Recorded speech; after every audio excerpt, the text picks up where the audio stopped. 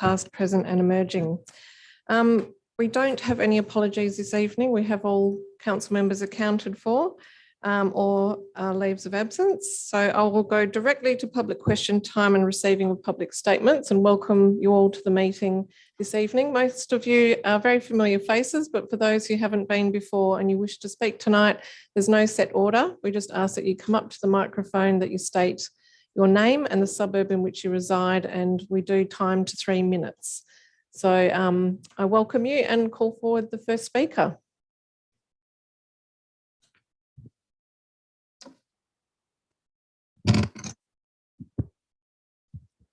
Good evening, Mayor Cole, councillors and city staff. I'd like to make a brief comment regarding item 5.5 as both president of Florida Athena Football Club, as well as being a resident at 59 Sass Avenue, Mount Hawthorn. The club has, in collaboration with the city, been working on coming up with a plan sorry, just for the record, Conpulius.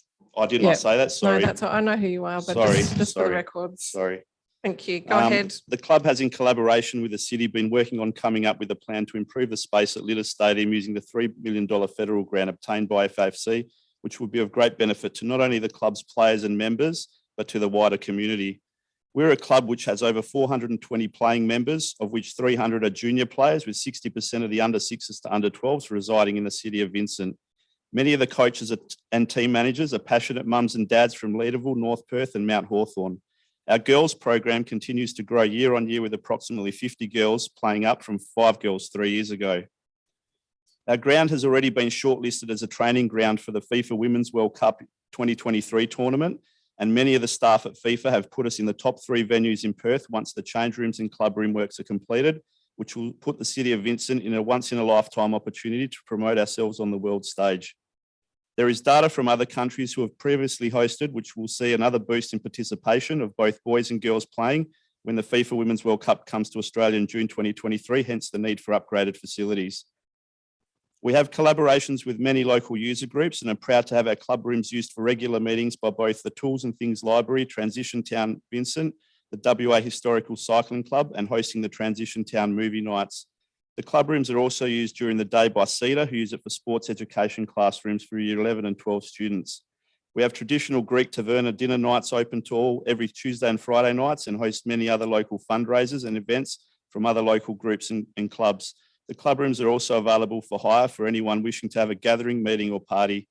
Thanks to the city and a generous community grant, we're also planning a free family-friendly New Year's Eve party, which will take place on the stadium pitch, open to the whole community with details to be released shortly. In terms of the development plan, we're in agreement with many of the items displayed, but wish to note that when the detailed design happens down the track, that we hope that the consultation occurs with the main users of the facilities so that we can ensure win-win outcomes that do not impact on the operations of the club and other users of the facility. In particular, we have some issues around securing the facility and directing people through designated points on match days to enable us to comply with any COVID requirements, especially once the state opens up next year. We look forward to the projects commencing and can't wait for them to be ready to be used by all. Thank you. Thanks very much, Con. Next speaker, please. Yeah, I'm speaking to the same point, 5.5. I'm Phil Brown of 20A Ellesmere Street, and I will speak to the issues. I will speak firstly as a representative of the Tools and Things Library, and secondly as a Vincent resident. So under the first heading, Tools and Things Library, in the proposal document under financial budget implications, table 2, item 14 is repurpose turnstile building allowance $75,000. Are there any implications for the current tenants, Tools and Things Library? Point 2, under the proposed plan, vehicular access to the building doesn't appear possible. And point 3, would there be disruptions to normal operations of the Tools and Things Library whilst development is in progress? I will now speak as a resident. And again, speaking to various items raised within the proposal, The perception that the football ground is the preserve of Florent Athena Football Club could be overcome with a notice to the effect that the public are welcome, which might be less expensive than removing part or all of the bund. This would leave the bund as a continuation of the topographical profile of the velodrome, which is of historical interest. And the wonderful grassy embankment would be available for kids to roll down or ride on or in cardboard boxes representing unstructured play. Lastly, and this is not flippant, but interesting, the map shown contained no cardinal compass points. And I'm just wondering if this is the current convention, because it made it difficult when reading the document to know which was the southeast corner, as the sun wasn't shining. Thank you. Thank you, Phil. I'm also a fan of the compass, so I do understand. Next speaker, please. No one else wishing to speak? Yep.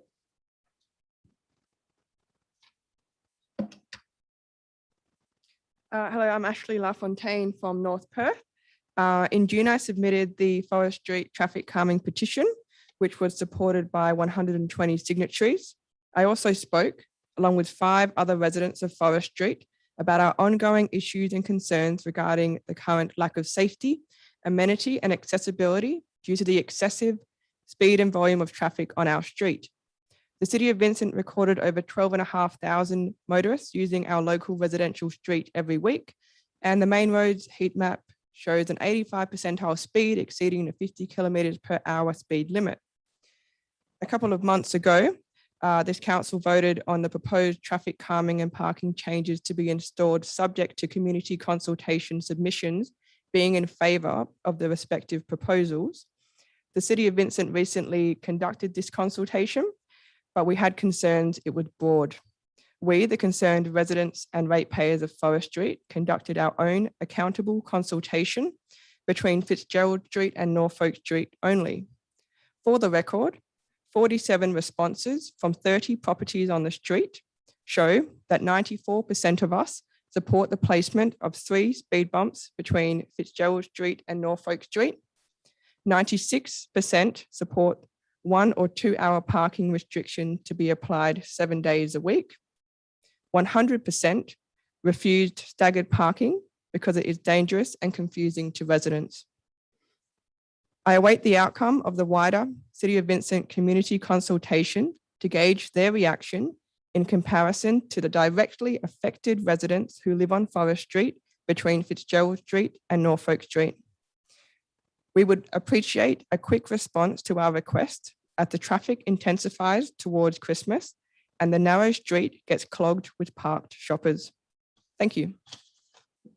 Thank you very much, Ashley. I'll just ask the Director for Infrastructure what the time frame is looking like. Yes, Michael, the consultation closed on Friday, so we just putting the results together right now. So, I mean, if there's broad support as per the council decision, we'll be able to get those speed bumps in this side of Christmas. That won't be a problem.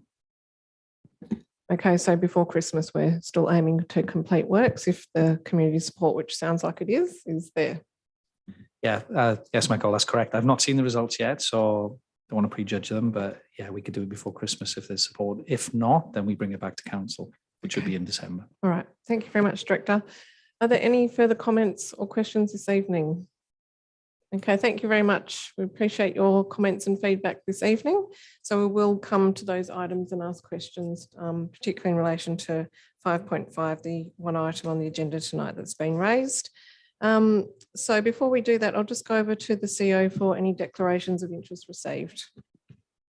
Through you, Mayor Cole, I received a declaration of interest from Councillor Loden affecting impartiality in relation to item 5.5, noting that one of Tools and Things Library Inc.'s organising committee members is a family member, and other members of the committee supported Councillor Loden's local government election campaign, and Councillor Loden plays indoor soccer with people who are members of the Florida Athena Club and executive.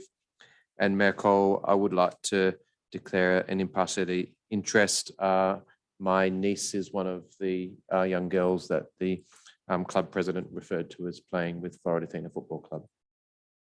Thank you, Siri. I have previously made a declaration on this item as well that my son is a junior player with Florida Athena Football Club during the winter season. Any other declarations of interest? Okay, thank you. And also it was remiss of me not to note that we did receive some written questions on notice or responses and statements from Michelle Grundy, Peter and Suzette Herkenhoff, Sarah Ukic, James Bishop and Murray Slythe. So they have been forwarded to council members, and we assume that they have been read, and the protocol is that they are not then read out at the council briefing. So just for noting. Thank you. All right, so we have had item 5.5 raised by members of the public gallery. So we'll go to that item first, and a reminder to council members that this is a council briefing with the purpose being to ask questions of the reports to council, to seek further information and potentially to flag any amendments you might like to have prepared for the council meeting next Tuesday. So we're starting on item 5.5, which is the Britannia Northwest Reserve Development Plan. Any questions, councillors? Councillor Ipolo. Thanks, Mayor Cole. I did have actually, this is carry on from what Phil Brown had mentioned. I had a couple of questions regarding the bund removal.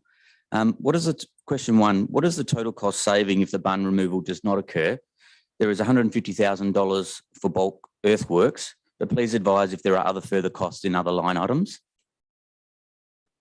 Question two, how strongly does the administration advocate for the bund removal on the grounds of opening up the stadium to the Greater Britannia Reserve? In my opinion, the perceived cost benefit.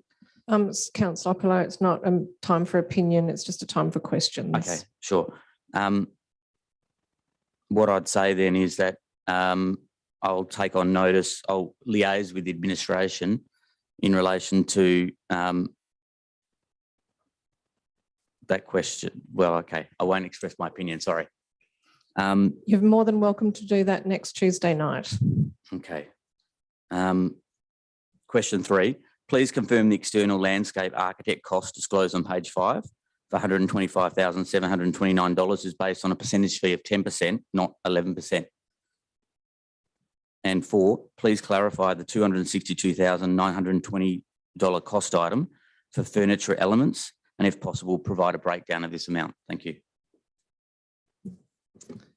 Through you, Mayor Cole, I can answer some of those. In regards to the money for the bund removal, yes, the cost is reflected there in the earthworks cost. In regards to administration's recommendation and why the bund removal is featured on the plan that you have before you for recommendation for approval is through the community consultation. Although we are noting there was some concerns with the bund removal, that's why you see the plan before you has changed from the plan that went out for community consultation, which actually had kind of, I suppose, those two elements that you see pushed through in the bund in the plan that we are recommending. The previous plan had that entire area earmarked for removal. Through community consultation, we spoke to people who were concerned about that from that seating perspective that had been brought up, as well as from the inability to retain trees. The reason that we have the plan in front of us is because a lot of people were really supportive of that bund removal to create that permeability and that visual connection from both spaces, from Litter Stadium as well as the club rooms at Florida Athena through to the car park, the wider Britannia Reserve, and even Britannia Road. So we have created a balance to create that permeability, that visual connection, but not remove the entire bund, so that there are still elements where people can sit, and we're able to retain all mature trees in that area. Going on to some of the other questions, I can include the breakdown of the furniture costs within the briefing notes. Thank you, councillors. Councillor Castle. Thank you, Mayor. I have a question around the telecommunications tower and what we have in the report. Is there any proposal as part of this report for that to proceed in any way, or what is the update on that program? Through you, Mayor Cole, no, this is not a proposal to proceed with that. This just earmarks the two options that were discussed with the community through this process. I believe that the community consultation for that specific project will be done separately, and that will come to council separately. Thank you. Do you have a timeline on when that's likely to happen? Through you, Mayor Cole, we do not at this stage. Councillors. Councillor Gontaszewski. Thank you, Mayor Cole. Just in relation to the body of the report that sets out the costings, I note that the costings currently are just related to those that are outside of the elements that are proposed to be delivered using the Australian federal grant. And I just wondered whether it would be possible to actually get a sort of, I guess, a full project cost, or at what stage that will be provided. And then also in relation to the costing around the landscape architect, that the statement sort of references, should an external landscape architect be required for detailed design? Just wondering in terms of what other options are being considered by the city, what additional costs, etc., and whether there's a recommendation as part of this to proceed down a particular path with that costing. And I just had a question in relation to the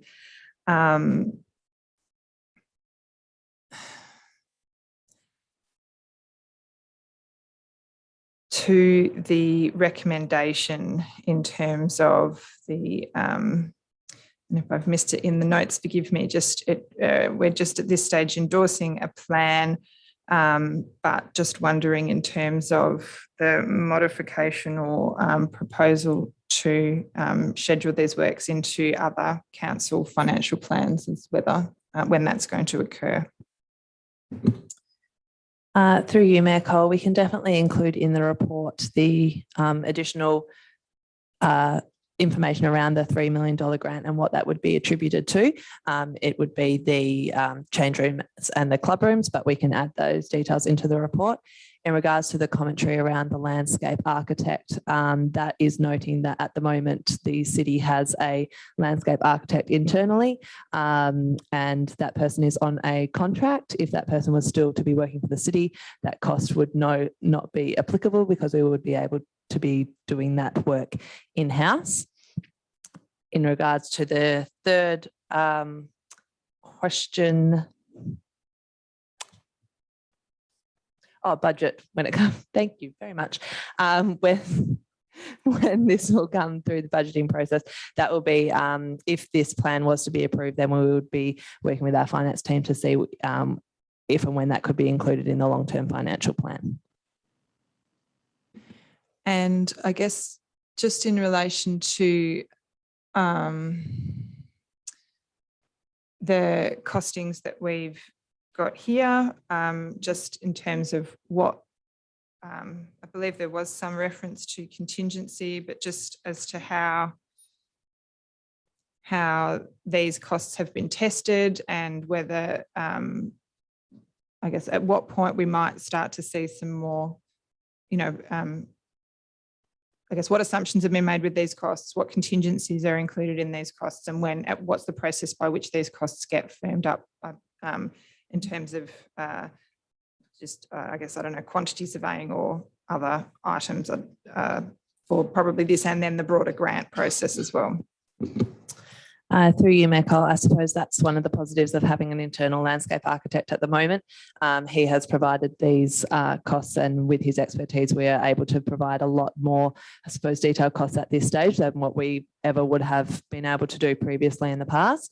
In regards to the process moving forward for the federal government and the grant funding, what's required from the federal government is a concept level design of the works that will be carried out as part of that grant. So that's a concept plan for the change rooms itself, which is reflected on the development plan as number one.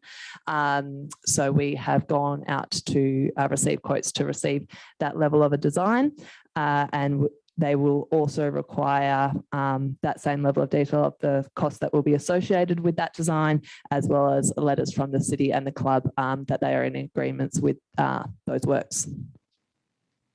And just in terms of some of the, I guess, concerns raised from the club in relation to ensuring that they're able to, I guess, operationalise any changes to the bund profile in terms of access and safety. Is the city able to provide any assistance or advice in terms of how that maybe is managed in other public parks and events, you know, on potentially like licensed or ticketed events, so that they can maybe gain a bit more surety that that's something that's able to be managed within the resources of a, you know, volunteer-based club? Through you, Michael, absolutely. We definitely heard from the club that that was something that needed to be worked through. So we will work through that with them throughout the process, noting that now that we are proposing for it to be those push-throughs through the bund rather than an entire expansive area being removed, we see that that being a lot less of a kind of burden on that volunteer basis. They could be based at those push throughs rather than an extremely large area, which would be very hard to kind of police and manage on game days. So that was another reason for that to be reflected in the plan. Thank you, that's all. Councillors, Councillor Loden. Just a query on the change to the bund between what was in the briefing notes and what was then circulated separately as a separate attachment. So you talked about a change to the profile of the bund, and this is not topographical, so it looks kind of the same between the two. If you could just explain how that looks differently to help the people in the gallery as well. Through you, Mayor Cole, apologies. What I was referring to was the plan that came before advertising versus the plan that is before us now. So the plan that went out for advertising had, I suppose, between your number 2 and your number 16 within the plan that is before us now, that entire area removed, whereas now we just have those simple areas removed at this stage. The difference between the plan that was uploaded on the city's website originally to what is now just pertains to some formatting with the legend. And then in terms of the issue for the tools and things library in terms of access, because obviously that's now changed to a passive recreation and barbecue area. Is there a way to address the concerns around access? Through you, Michael, absolutely. Through the detailed design, we would see that there would definitely be vehicle access to that building. So that would be related. And in terms of process from here, this is for the purpose of receiving the grant funding, but there'll be likely changes, and will there be further engagement with the community around this, or is this just a case of once the funding comes in, there'll be detailed design and then execution? Through you, Michael, on the elements that relate to the grant itself, that design will come before council before we submit it to the federal government, and that takes into consideration the community consultation that has been done now on that, as that we see that being quite a process that is in the short term. We're comfortable with the fact that the community consultation has just been carried out, so that will reflect the sentiments of the community. The remaining aspects of the development plan will be carried out in a staged approach depending on funding. Councillors, Councillor Pillay. So I just want to clarify that what's being proposed or recommended here is the 1.2 million spend. The 3 million grant is something totally separate that is subject to a federal approval process and is not included in these numbers. I just wanted to clarify that. That's correct. There is a federal grant through the Communities Infrastructure Fund, which was promised, but is an interesting fund in that you actually have to then provide a business case after the promise has been made. This was arranged directly through Floret Athena Football Club, and the pledge was made directly to the club. And the $3 million has not yet been secured. This is why we're doing all of this planning to actually provide the business case to the federal government to secure that funding that has been pledged. And the 1.2 million would be City of Vincent funded or sought from another additional source. Any further response on that, directors? No, okay. Yes, Councillor Alexander. Just a question on the public art. I note it's 10%, and constructions I've been involved in have generally been 1 or 2%. I've never seen 10%. Can you ask how that was arrived at? Through you, Michael. Yes, that was due to the fact that through the community consultation, it was quite a big theme that people wanted to see art incorporated into this plan. Yeah, but the normal amount for art is 1% or 2%. This is $72,000 and 10%. I've never seen anything even halfway close to that. Well, it must be a different policy. I don't know. Do you think that would help to provide some feedback around the % for art policy and how that applies to private development? Through you, Michael, we can provide that in the briefing notes, yes. Not to be high maintenance to the in-house landscape architect, but perhaps could be helpful if we could have an elevation that would show the bund, the removal of that section of the bund, and if you're coming into the development, the levels, because I think that when you're coming in, I'm still trying to understand at point 10 where you have the passive recreation and barbecue area outside the tools and things library. I'm just really interested in understanding the levels and how that will present as you're sort of approaching. Would that be difficult to prepare in a week, even if it was a bit of a rough sketch? To you, Michael, I'm sure a rough sketch or somewhere along those lines would be absolutely fine.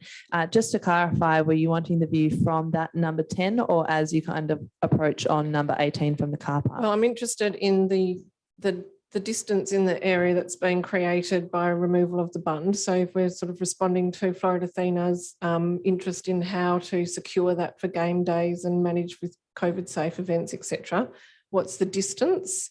And when you're approaching, because I think I've only seen a vision of what it looks like with the former change room option in the bund, which was quite expansive and showed that green space area and the view out to the car park. So it's really about trying to understand the extent of the bund opening and the levels once you actually come into 2 Litre Stadium and how that relates back to the sort of car park and the ground level.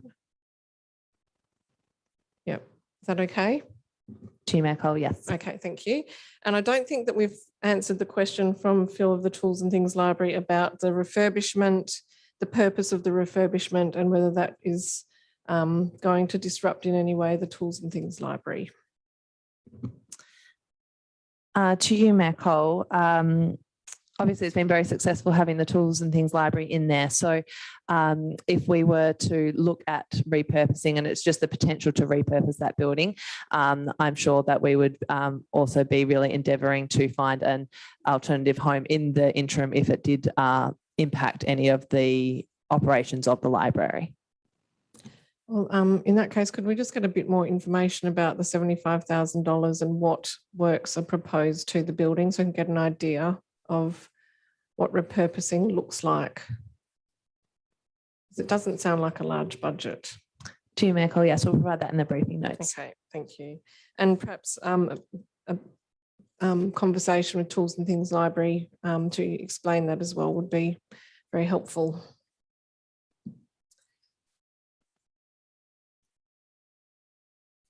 And also just in relation to follow up on the questions that Councillor Gontaszewski was asking about the costings, just wanted to clarify whether the costings for the change rooms and the upgrades to the club rooms include contingency and project management.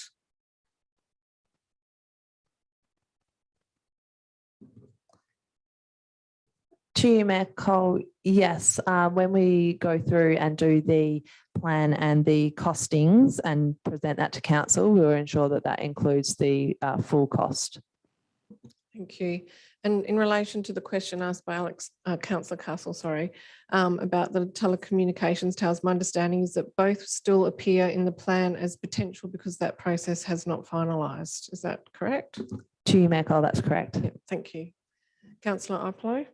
Sorry, I just want to clarify the question I was trying to ask earlier before I tripped myself up.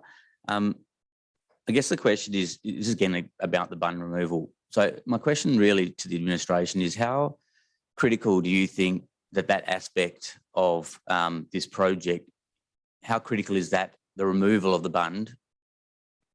Do you think it's critical to this project? Because I read the reasons for its retention on page 3, paragraph 3 under bund removal, and I thought it was quite compelling, those reasons.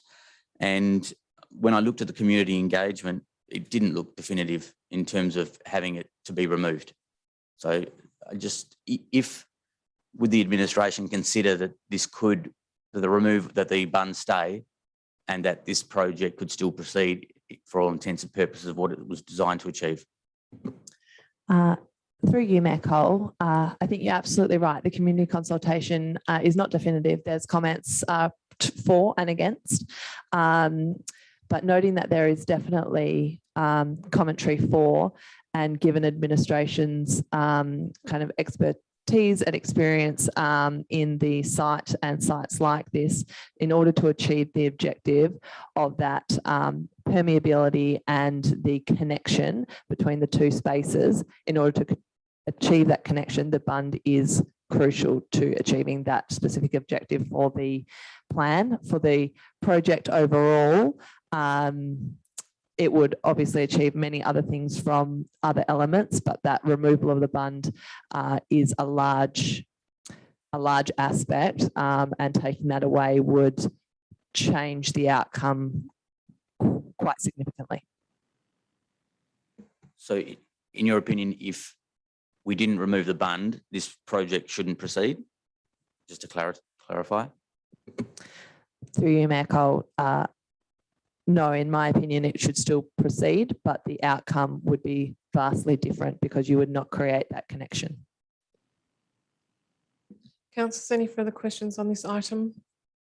Okay, thank you very much, everyone. We'll move then to go through the remaining items sequentially. So that takes us to item 5.1, 110 Coogee Street, Mount Hawthorn, proposed 3 group dwellings. This is an amendment to an existing approval. Any questions? No questions? Oh, Councillor Castle. Sorry, Mayor Cole, I was just getting my notes up. Sorry, all the way back.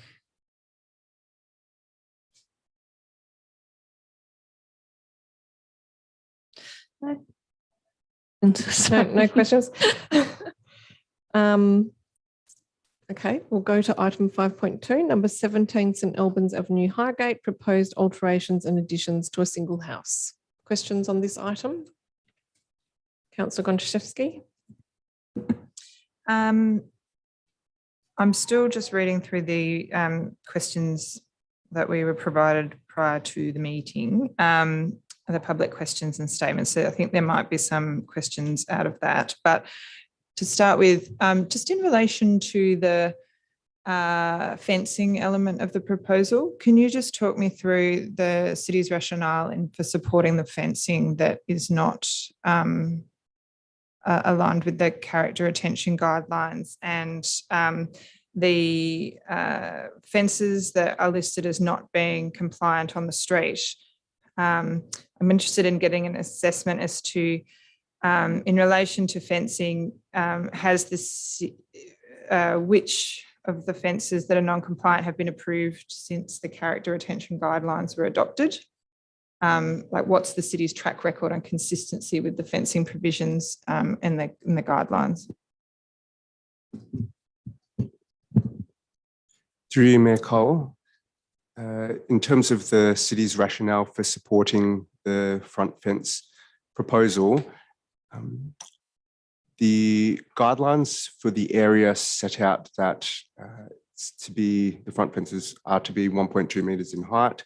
In terms of its form, we're seeking the proponent is seeking a fence from 1.1 metres up to 1.8 metres. So there's something there existing. So that is the departure in terms of the maximum fence height. In terms of the rationale as to why it is being supported, ultimately height is one component, but also its form in terms of colours and materials. Now, that was tested by referring the proposal through to the city's design review panel member as well for some input. But in terms of the height itself, they are limited to 4 piers that extend to the 1.8 metres.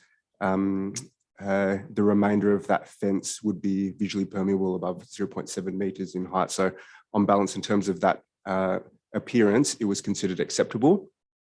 In terms of your question around the other properties listed in the officer's report that have height departures to the guidelines, I will take that on notice and confirm those dates of when they were approved.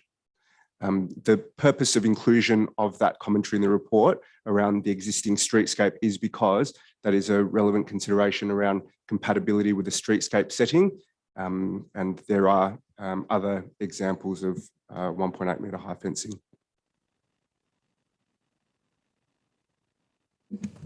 Councillors, Councillor Hallett.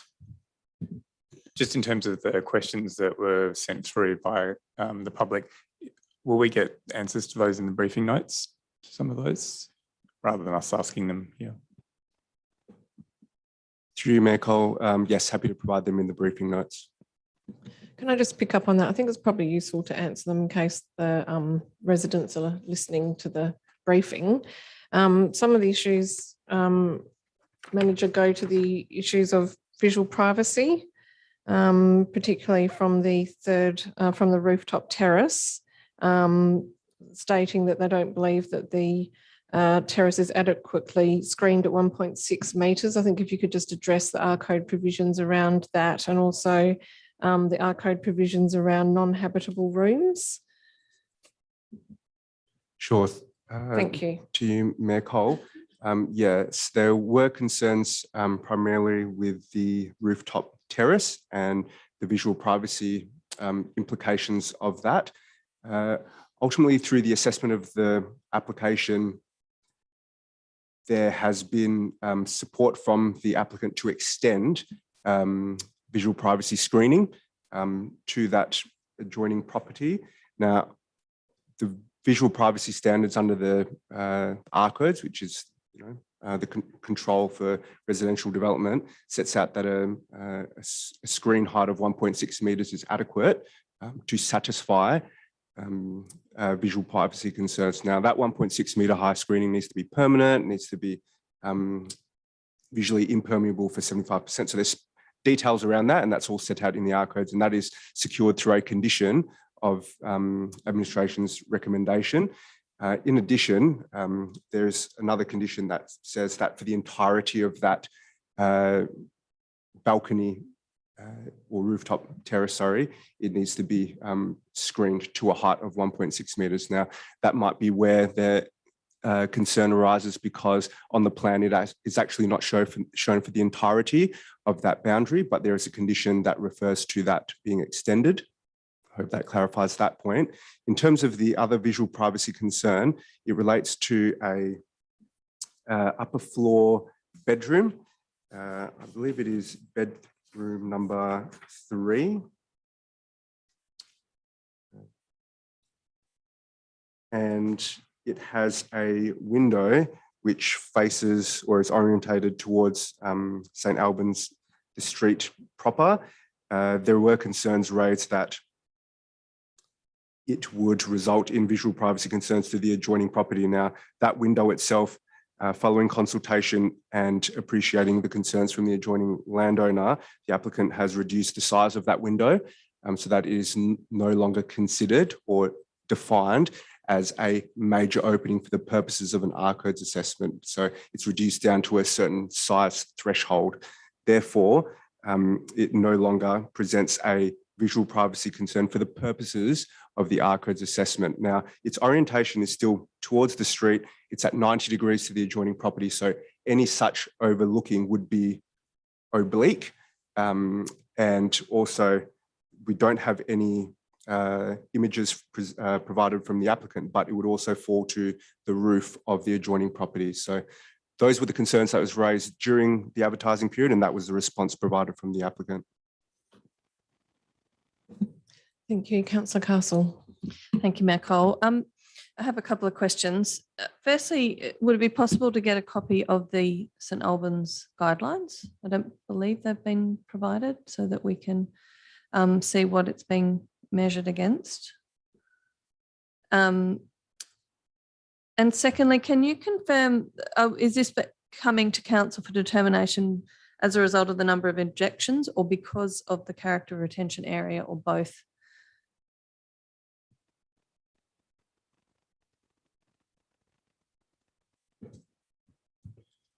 Through you, Mayor Cole, yes, we can provide a link perhaps through the briefing notes to the St Albans guidelines. And it's coming to council because it received more than 5 objections. So the fact that it is covered by character retention area guidelines doesn't automatically bring it to council, that's correct? Through you, Mayor Cole, that's my understanding, but I will confirm in the briefing notes as well for you. Thanks. Through Mayor Cole, just add, one of the requirements though is that we advertise to the entire character retention area.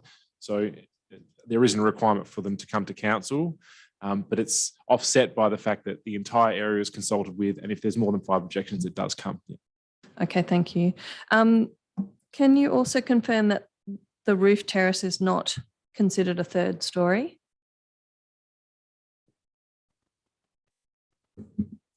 Through you, Mayor Cole, yes, I can confirm that it's not defined as a story. A story is defined in R Codes Volume 2, the apartment guidelines, and basically it sets out exceptions, which includes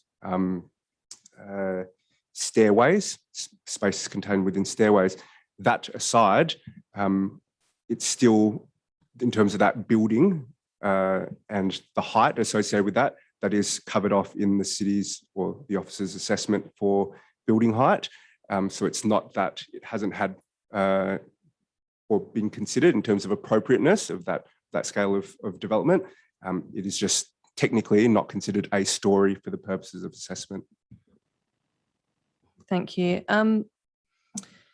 Can you also explain the setback in the areas where there are the angled window seat wall meets the or presents to the boundary?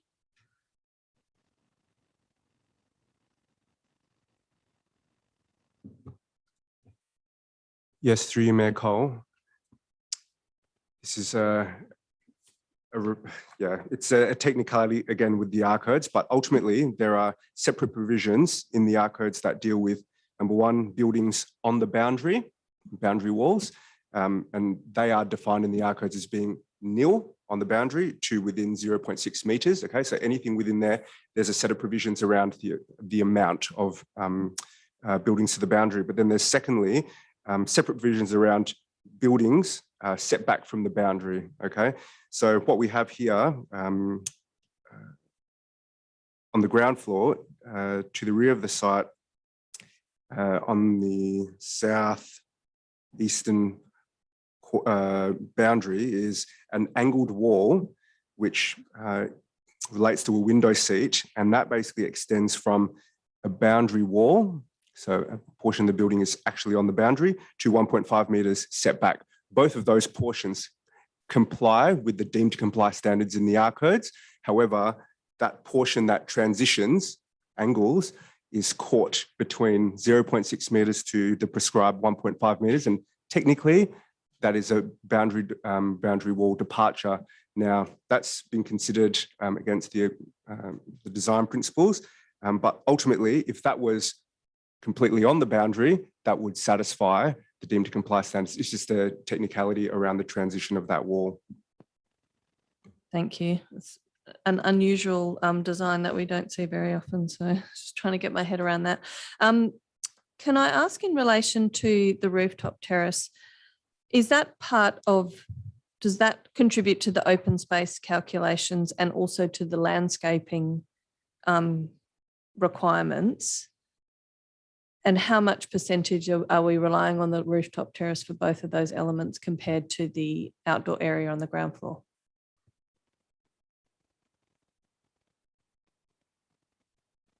Happy for you to take that on notice if you're looking for, I'm just interested in how much the rooftop terrace contributes to that. Through you, Mayor Cole, it does not contribute to open space. Open space is specifically defined as well under the R codes. And in terms of landscaping, it would contribute planting area, which is a requirement under the city's built form policy.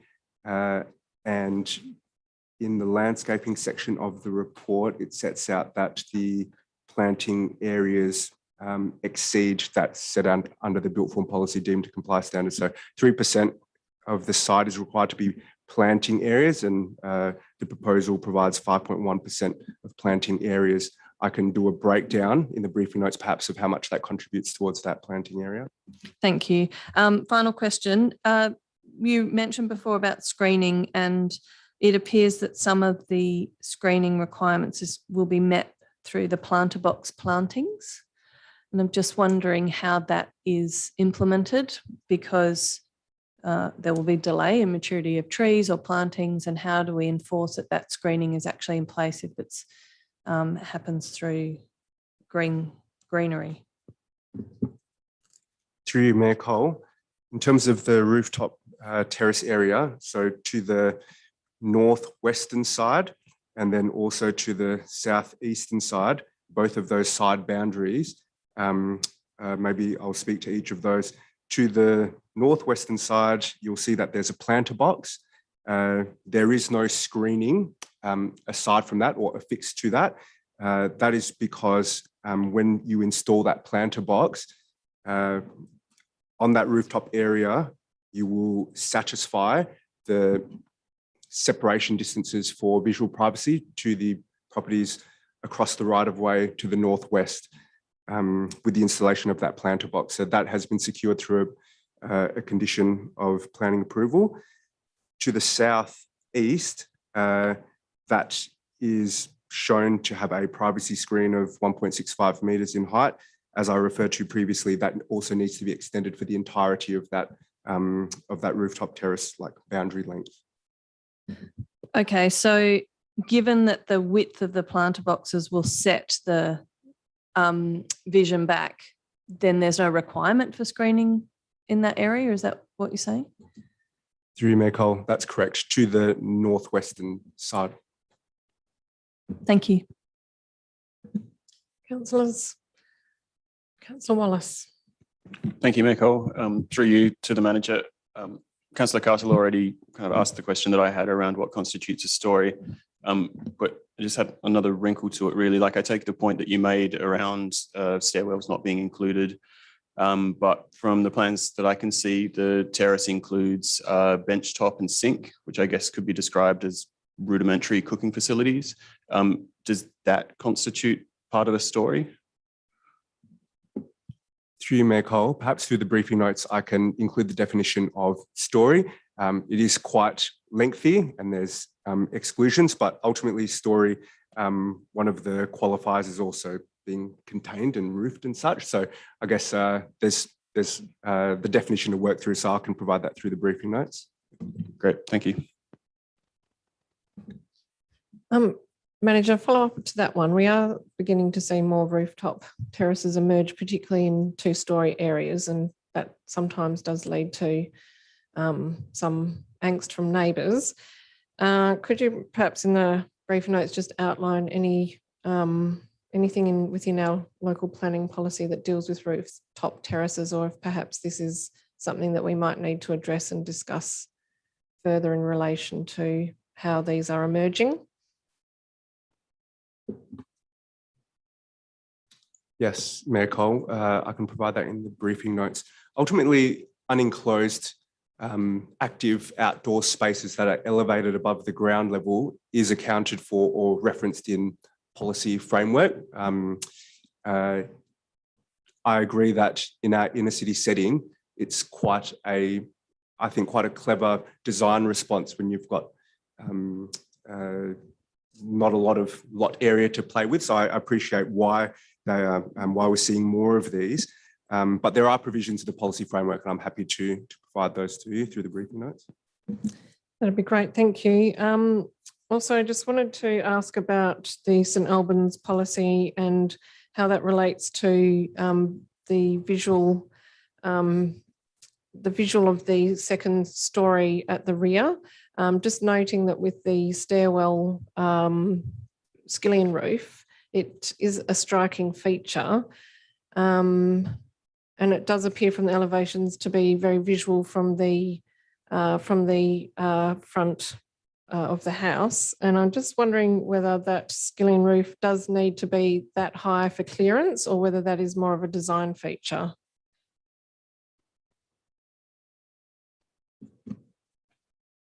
Through you, Mayor Cole, I'll take that on notice in terms of its height.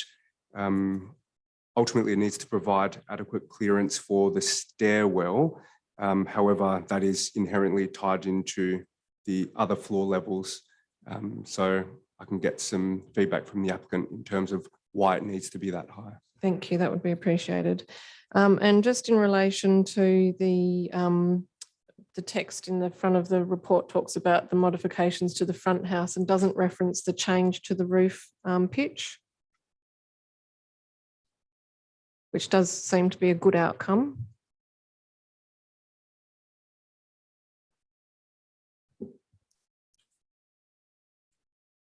Yes, through you, Mayor Cole, that is annotated on the plans, but not captured in the report body. We can update that. And just the comments from the neighbours, there is a bit of upset about the notification of the amended plans. Could you just talk to that? Thank you. Yes, through you, Mayor Cole. Ultimately, through the consultation period, departures were proposed to the planning framework. Those were advertised, and subsequent to that, the applicant made some changes, the finalisation of the assessment through the city's offices for tabling at council. Administration is still of the view that it was useful to relay that back to the applicant to notify them that changes had been made to address their comments, but also to address the city's offices assessment as well as the DRP members' feedback. No greater departure to the planning framework or deemed to comply standards in the planning framework were being proposed as part of that. It wasn't significant alterations of the proposal. So on that basis, it wasn't formally re-advertised. So prior to tonight, we sent out a tailored notification to previous submitters, just letting them know that they can have a look at the agenda and see the extent of those changes. It was more just to inform them. It wasn't inviting formal feedback on the extent of the changes. Okay, thank you. And perhaps we could just let those residents know that they're more than welcome to come to the council meeting next Tuesday, and they still have a week to raise issues. That was all from me. Are there any further questions on this one? Okay, we shall move to item 5.3, which is 17 to 19 Brisbane Street, Perth, proposed alterations and additions to service station. Questions?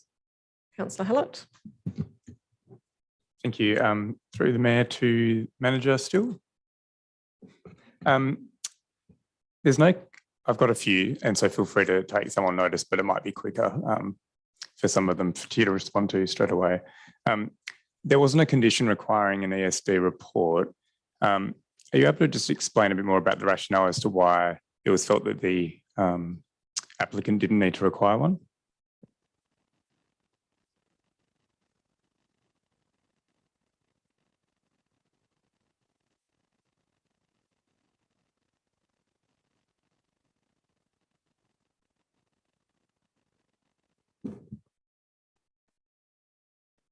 Sorry, through you, Mayor Cole. I know you mentioned it would be quicker to respond to it, but it's obviously taking a long time to find it in my in the report body. There was commentary included in the report, and sorry, on page 110 of the agenda, and the explanation is included in there. Ultimately, administration was satisfied that the applicant had demonstrated that those principles had been embedded in the design.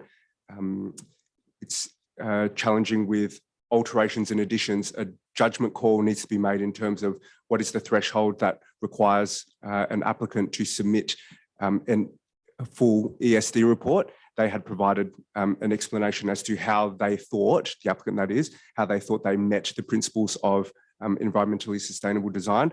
Probably the key benefit from a sustainable perspective is the adaptive reuse of that building existing on site. And that goes some way, as well as long as other measures set out in the report, to achieving those principles. I guess just as a follow-up, does the absence of having that report, what's the process for administration to then make that assessment without a report? And does that actually require more work for us? Through you, Mayor Cole, there's no further assessment required because the energy efficiencies have been set out and they've been incorporated in the building design, and they're secured through the development plans itself. So by virtue of delivering on what is proposed, they would be embedding all of those energy efficiencies. Just wondering about what mechanisms exist to support transition to electric vehicles, and essentially the same way that we think about multi-storey car parks, and we might want specific requirements of heights and things so they can be retrofitted to be inhabitable floors. Is there anything that we can look at, and too late for this, but for easily facilitating future retrofits of service stations to switch to a different type of fuel? Through you, Mayor Cole, that's a very good question. I will take that on notice and liaise with my colleagues to provide you with a response. It might actually be a broader policy consideration, even though it's in the context of what's before you now. And the site's currently undergoing remediation due to contamination. Obviously, that's not the topic of this decision, but it's in the frame of the people that are living nearby. What opportunities exist to prevent future leakages? The report refers to the dangerous goods regulations. Are you able to give a lay description of the requirements for any concerned residents that might live nearby? Through you, Mayor Cole, ultimately there's a department that is responsible for monitoring and regulating fuel sale and storage on site. So in terms of those, there is a regulation with a supporting code which specifies all of those details and standards that need to be met.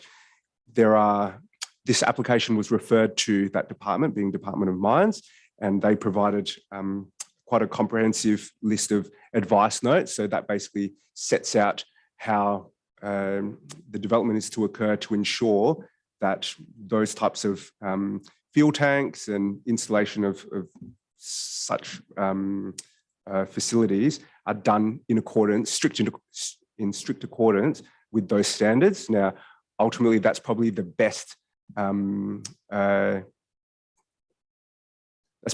advice I can give to residents nearby, to say that there are standards and that need to be satisfied, and they also need to be carried out by qualified and experienced specialists in that field.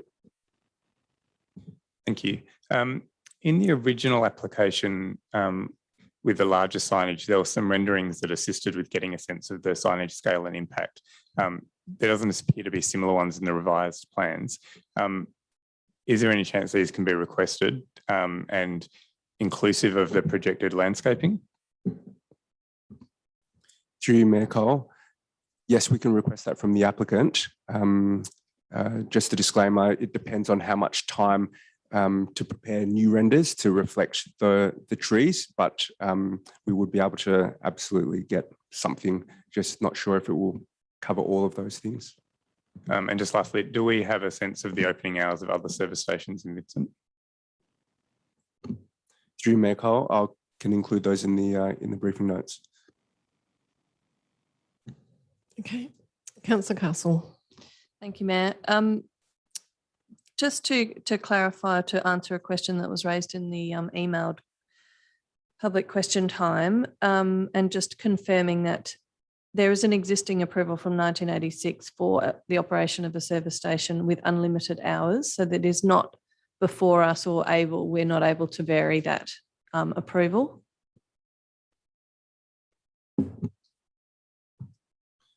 Through you, Mayor Cole, there was an approval issued in 1986 for a service station with a certain configuration. That approval did not restrict operating hours. So that could, in that configuration, that service station could have operated with unlimited operating hours, 24/7. What's before you is modifications to a service station. So council needs to form a view around the appropriateness of the extent of these changes, okay? Primarily works. They're making certain things bigger, replacing the canopy over the fuel bowsers and a larger retail like store format, removing the mechanical workshop. That is what needs to be considered in terms of its appropriateness in this setting. So does that mean there is an opportunity to put limits on hours under this application? Through you, Mayor Cole, yes, there is, because you would need to consider the appropriateness of this intensity and how it would function, and operating hours would perhaps be one of those measures that could address any potential offsite impacts. But in order to justify that, we would need to demonstrate that an increased impact, amenity impact, given the changes that are being requested. Through Mayor Cole, in short, yes, we've stepped through, or administration has stepped through some of these key considerations, traffic, noise, through the report, and ultimately you need to consider all of those considerations and make a decision on balance whether what is being sought is appropriate in this location. And has that been discussed with the applicant at all, or are they all or nothing? Do you, Mayor Cole, to clarify, do you mean all or nothing in terms of operating hours? To you, Mayor Cole, that hasn't come up, or we haven't asked the question because we've assessed what's before us as we're required to do. Now, if that's something that is potentially an issue for council and decision making, that could be raised as a separate conversation with the applicant, but no, administration has not raised that. Okay, thank you. In relation to the deep soil and tree canopy requirements, our built form policy, does it contemplate users like a service station, which are obviously quite different to other retail and commercial outlets? Through you, Mayor Cole, no, it doesn't. Our built form policy has different volumes that targets residential and commercial and such. So it's a little bit more broader than land use specific. And has there been discussion with the applicant about the ability to increase the plantings on the perimeter of the area where that may not impact the use of the site? Through Mayor Cole, there hasn't been discussion to increase it more than what's before you. There was that through the assessment process. That was one of the comments back from our DRP member as well. And so the applicant proposed a greater amount of landscaping and a landscaping strip to the street front.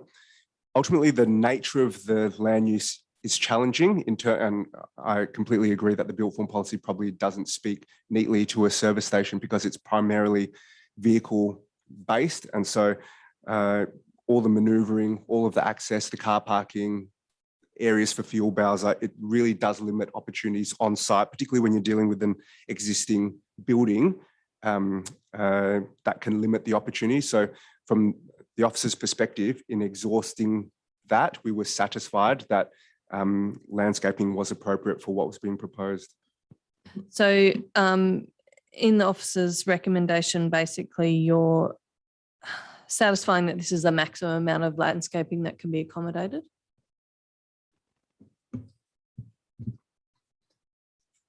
To you, Mayor Cole, or through you, Mayor Cole, sorry. Yes, could you install perhaps some shade trees for the car bays located to the west, potentially? Because that is a standard in our built form policy, 1 shade tree per 4 car parking bays. So you could have like island there. So that might be an opportunity, but for the most part, I feel like administration has exhausted that. Okay, possibly flag that that could be included in the landscaping plan for next week. But I'll take your advice on that. Also have a question about delivery hours, which is limited to 7 to 7 Monday to Saturday. Does that include the hours that a fuel tanker can attend to for refueling?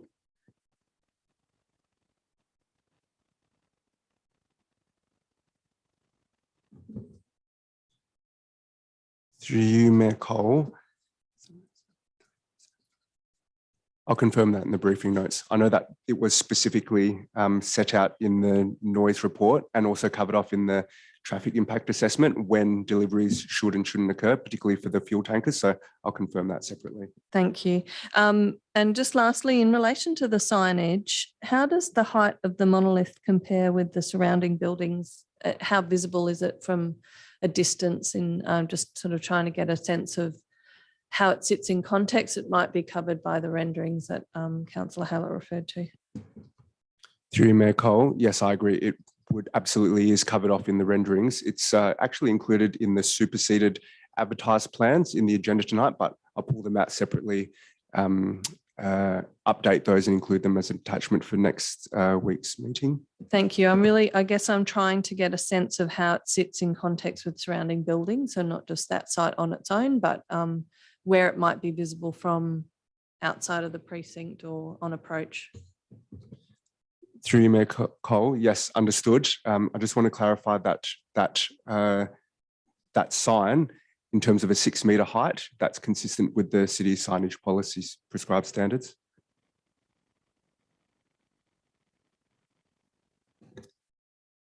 I'll go to Councillor Wallace first, because I saw you had your hand up before. So come back to you then, Councillor Hallett. Thanks, Mayor Cole. Through you to the manager, just wanted to revisit the opening hours again. So any restriction that we would place on opening hours would have to be based on an assessment of an amenity impact because of the pre-existing land use. I guess my question there is, like the land use is the same in that it's service station, but since the original approval was given, our definition of service station has changed, and that's kind of being relied upon. So I guess in my opinion, well, sorry, I'm not giving an opinion to be very clear. I'm wondering. My question is. My question is why why they're allowed to rely on the updated definition and not the original definition, because I presume there's not a lot of demand for motor oil at 3 a.m. and they'll be selling other items that weren't really identified as part of the original definition or the original approval. Through you, Mayor Cole, page 106 of your agenda sets out the definition under the City of Perth's scheme at that time. Ultimately, the approval that was issued included a retail or store component, okay? Albeit at a much smaller scale, but it was approved as part of that. So what is before you is an alteration or a change to the configuration of what's on site. Aside from the removal of the workshop, the retail shop component still remains, the fuel bowsers remain, and ultimately this is still an integrated service station. So it's just that floor areas of each of the components are changing, okay? So on that basis, I don't believe they are relying on the city's current planning scheme in terms of the definition. What they are doing is seeking to modify what was previously approved. Now, that's, I suppose, where the consideration needs to come in terms of, well, is the extent of the changes, because it will function differently, will that be appropriate in this location, given its context? It's permitted to be a 4-storey, its own mixed use. site. So that's quite significant in terms of intensity. And so is the surrounding area. It's opposite Perth Oval or HBF Park. That attracts its own visitors and functions. So I suppose in that context, is 24 hours reasonable in this location? That is what you need to work through in terms of, you're right, the off-site amenity impacts, and that's the purpose of the report, and we step through some of those considerations. Oh, can I get one more in? Sure. Thank you, Meko.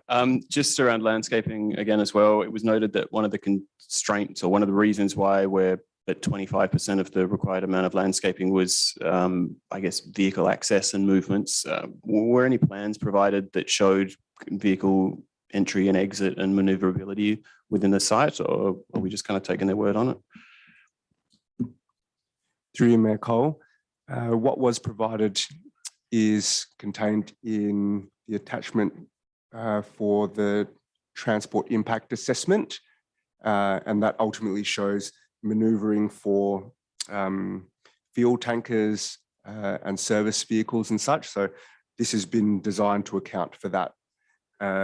It is also the same, essentially the same access arrangements and movements through the site as what was previously approved. Specifically, those access points remain. Yeah, I guess like minimum clearance distances and stuff like that wasn't shown on that plan. So, you know, like how the vehicles would move through it, that was displayed, but in terms of what the minimum requirements were and how far this was potentially above that, I think that would be useful information to determine whether we are or they are in fact constrained on this site. And I guess I'd also ask the question about whether admin would consider, I guess, going back and suggesting one or two of the car bays may be removed to meet landscaping requirements, given that there's no minimum number of car bays required for this development, as a question. Through you, Mayor Cole, we can raise that with the applicant and have that in the briefing notes for you to have on hand for your decision next week. Manager, just in relation to the hours in the original approval, was the approval silent on the hours, or was it clearly stated that they were unlimited hours? To you, Mayor Cole, silent. There were no conditions relating to it. Okay, and haven't really dealt with this before in planning. So where you've actually got an operation over a number of years that has established a sort of practice of hours, does that have any bearing in relation to hours, or is silent meaning that would that just be taken to be unlimited without any question? To you, Mayor Cole, it would be taken as there is no restriction based on the terms of that approval. So it wouldn't be arguable that custom and practice has been established by the practice of the existing petrol station over a period of 20 years, for example? To you, Mayor Cole, no. That would, in terms of how it's been functioning previously, it would give an indication in terms of if there's any potential issues with it. But no, it wouldn't hold any weight per se if a new operator, for example, wanted to come along and operate at different hours. Okay, thank you. That's very clear. In relation to the expansion of the convenience store, it's probably in the report somewhere. I apologise. I haven't read it, but it's very, very long. What's the floor area percentage of the entire floor area, and is it actually an ancillary use? Is it in terms of the floor space? My understanding of an ancillary use, if you can correct me if I'm wrong, is that it should be not the dominant use, and that is usually determined by floor space. Happy for you to take that on notice if that speeds things up. And lastly, can I just flag an amendment that the signage for the proposed development is in compliance with the city's signage policy? To you, Mayor Cole, just to clarify, all signage. Yes. Any further questions? Councillor Loden? Just recognising the deficit of trees on the site, What's the potential for additional trees in the verge on the northern and eastern side of the property? Through you, Mayor Cole, I'll liaise with my colleagues and provide that in the briefing notes. As part of that, can also advise the potential there is 2 car bays on the street on the eastern side, and there's what appears to be a large area of tarmac that is sort of crosshatched and so not utilised, and whether that area could be planted with a number of trees and landscaped in some way as an additional offset. And I realise there's challenges around sightlines and proximity to the corner there as well. And I'll foreshadow that a request for an amendment to add those additional trees into the verge, and just noting that I'm actually going to be away next week, so I'll have to rely on someone else to move it.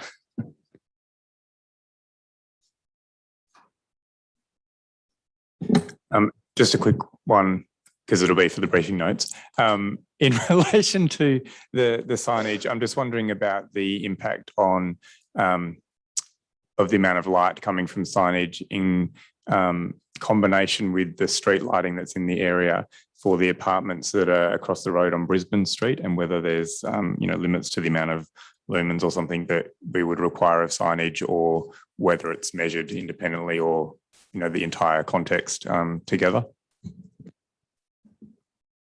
Through Mayor Cole, yes, there are standards. There's an Australian standard around outdoor lighting, and that would apply as well. There is commentary in the officer report around its brightness, and that's based on the Australian standards. It's also included as one of the conditions around ensuring that it doesn't exceed that specified standard.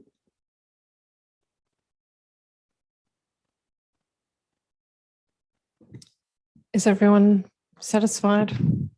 Okay, we can move on. Thank you very much, Manager. Appreciate that. Next item is 5.4, Place Plan Minor Annual Review. Any questions on this item? Councillor Hallett.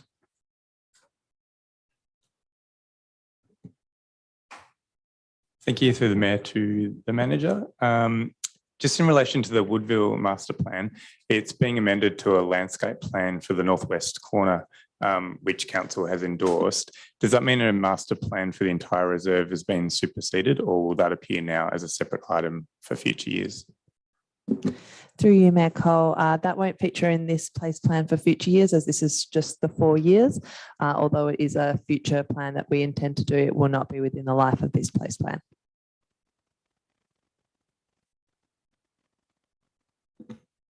Anything further? No? Questions on place plans? Councillor Castle. Thank you, Mayor. There's a number of items that are registered as discontinued. Example of that would be Wi-Fi in the Mount Hawthorn Town Centre, banner poles in Axford Park in the Mount Hawthorn Place plan. Can I just get a clarification of, does discontinue mean it's a dead project, or it is just being pushed out beyond the life of these place plans? Through you, Mayor Cole, it's depending on which item, it can mean both. The reasoning for some of the items being discontinued is lack of funding. That does not mean that there would not be funding in future years, and therefore it could be featured in a future place plan. Whereas there may be some examples where it does not kind of happen. We discontinue it and it won't come up again. I suppose an example of that one would be 3.1 in the North Perth, encourage North Perth Plaza site improvements. At this stage, we wouldn't see that being a plan until we had achieved other actions on that site. So it would depend on the action that we were referring to, whether it was going to be in future place plans or whether it would be discontinued and not feature in future place plans. Noting that those that would not feature in future place plans, it would mostly be because it would be replaced with an action that would be amended or different to the action that you see there, rather than just completely not looking at, say, for example, the North Perth Plaza site itself.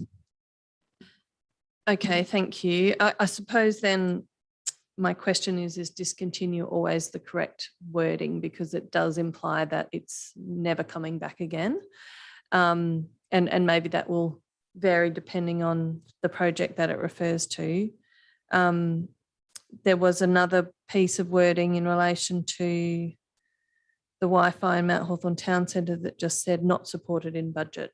So same question, is that still a live project but has been delayed to a future place plan, or is it never going to happen?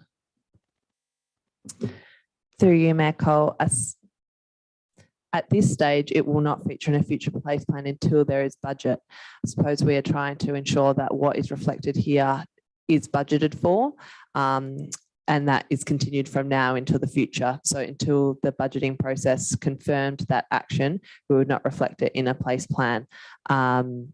So I suppose that process would have to come first until it was a live project. And at this stage, we don't see that being a project included in the budget. So how do we ensure that these projects that for various reasons have not been funded in the life of the place plan don't get lost when the next place plan is prepared? Through you, Mayor Cole, they would definitely, a review of the previous place plans would definitely be a major part of us developing the next place plans, as well as obviously community consultation. So we would be doing community consultation on the actions that we delivered, that we didn't deliver, the reasonings for that, and making sure that they are still relevant within the community, noting that that would be a 4-year process. So if the community was still interested and there was still reason to do those actions, they could be included in future place plans. But if the community sentiment had changed, then we wouldn't include them in the future place plan. So I suppose more answering your question is that a review of the previous iterations of the place plan throughout every single minor review would be part of the process of developing the new place plan at that major review through that process. Okay, I suppose given that most of these place plans are still in their first version or second, perhaps there's an opportunity to review how we approach projects that might belong in a place plan but are not budgeted for within the 4-year cycle, and how we capture those longer term projects and plan for them. That's just an aside question. Finally, I'm just wondering where's the appropriate place for a review of street parking in Mount Hawthorn, because we do have an item around parking review, which is in relation to car parks. And my recollection is that we have a review of street parking in Mount Hawthorn coming up. We've done one in North Perth. Does that live in the place plan, or is that not? Is that something that we are capturing somewhere else? Through you, Mayor Cole, on your previous question regarding how you plan for those projects in the future, that would be through the long-term financial plan, as that goes through far more years than the place plan does. So once a project is embedded in that plan, we would make sure that it is then reflected in the place plan, rather than the place plan it being reflected in the place plan and then the long-term financial plan. I suppose that's the process that we're trying to go through now. And in regards to the question on parking, yes, the place plan is the place where anything in the town centre, it should be captured. Well, I'll just ask a question on notice if we can have an update on whether there is a plan to review parking in Mount Hawthorn separately, or whether that is something that could be added to the place plan. Through you, Mayor Cole, yes, I'll take that on notice. Councillors.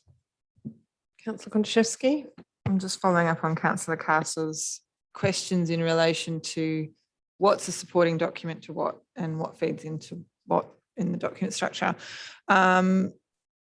So am I correct in saying that in previous iterations of place plans, a place plan has identified an action that has subsequently then been put forward through the budgeting process and inserted into the capital works programs, appreciating that not all have necessarily been covered off, and that's what you're referring to. But whereas it was the generation of the place plan that identified the projects, and then they were scheduled into the CBP and budget. But you're saying now it's the recommendation of administration that the CBP and budgeting process is used to identify the projects that are then inserted into the place plans. Through you, Mayor Cole, there's two different ways, I suppose, of the budgeting. So if it was an operational budget, it would be reflected in the place plan, and then we would go through that budgeting process for the annual budget. But for those larger scale things that are reflected in the capital works program, because that's a 4-year plan, we would see that being in the plan and captured in the place plan. I suppose overarchingly what we're trying to see is that the place plan reflects what is in that capital works program. But operationally, there are definitely projects within the place plan that we then ask for budget for when that budget review year comes up, because it's an operational budget line. Through you, Mayor Cole, if I just might add, so this is a review of our existing place plans. And so that's really the reason why the capital works program is being prioritised in this instance. If we're developing a new place plan and consulting on a specific changes, then the roles would reverse, and the place plan would lead the next review of the capital works program.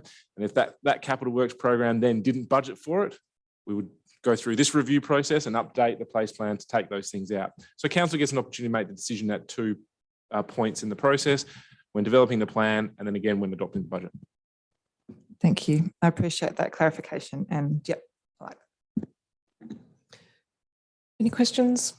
Councillor Iapolo? Thank you, Mayor Cole. Just a quick question, more for my background. I can see with these place plans, the whole project is identification of an action and then the completion of that action. My question is, apart from that, is there any oversight in terms of KPIs or milestones or other measurements as to how the administration measures the return on investment, in terms, because this is an annual program and we're talking about like 155,000 each year for the operating budgets, and then the event sponsorship, and then the actual grants, the 60,000 available to the town team. So apart from identifying an action and completion of that action, can we measure that ROI in any other way? Through you, Mayor Cole, I suppose, yes, there's lots of different ways of measuring things. A lot of the things that are outlined in the place plans are actions that are featured in other documents throughout the city. So whether it is the accessible city strategy, that's why you see the wayfinding plan in there, or kind of other actions. So I suppose those strategies and plans where that initial action was captured has those KPIs and those measures associated with them. So we would be measuring that specific action on those KPIs where that strategy or the objectives that that strategy has. But the overall program itself, we are actually, definitely prioritising looking at data collection and how we can measure performance in our town centres at the moment. And we're going through a project with that at the moment so that we can measure, I suppose, exactly that. Here is how the town centre is performing prior to the implementation of these actions. This action is then implemented. This is how the town centre is acting now, so that we actually have that data to back up, well, this is the improvement that has been made, so that we can show what actions are working, what actions are not working as well, and what we need to invest most of our time within. So just to clarify then, this is something that is in progress and will be briefed as to what are you proposing to measure ROI sometime in the future? Through you, Mayor Cole, I suppose, yes, the individual action items and the measurement on those is already, but the overall measurement of our town centres, we have some things in place, but we're looking to build on that. And yes, we would report back on that.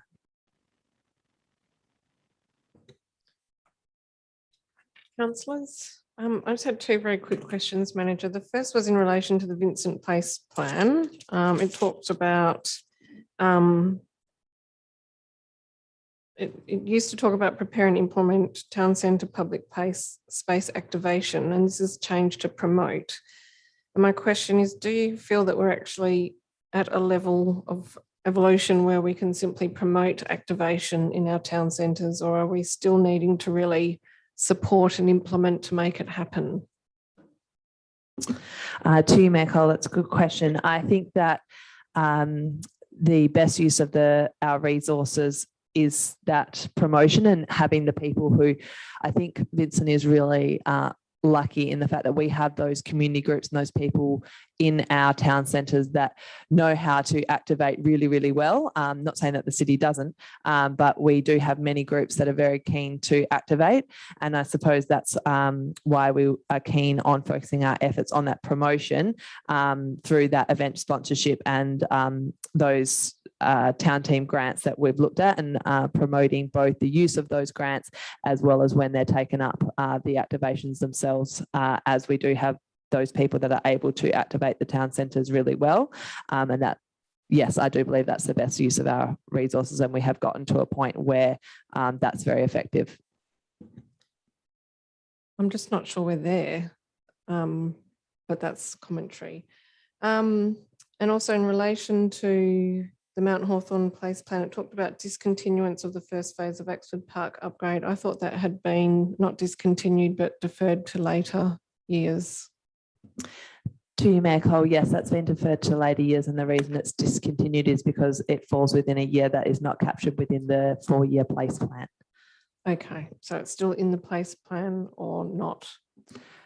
To you, Mayor Cole, not within the place plan, as the year that we are looking to deliver it is not within the years of the Mount Hawthorn place plan, which is up until 22-23. It is following this year. Is there any way to capture it though? Because I think if a community member is looking,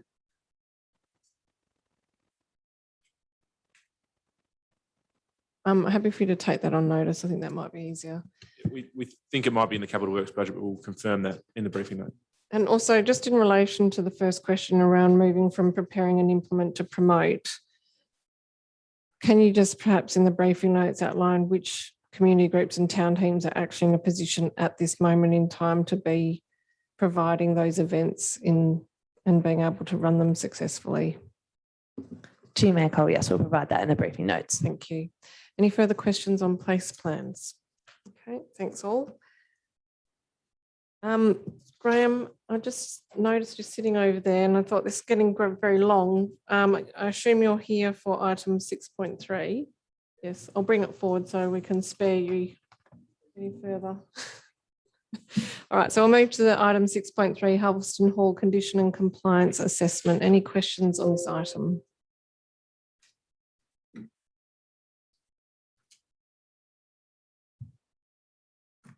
Oh, sorry, go ahead. Councillor Hallett. Just, were we already aware of the presence of asbestos prior to this assessment?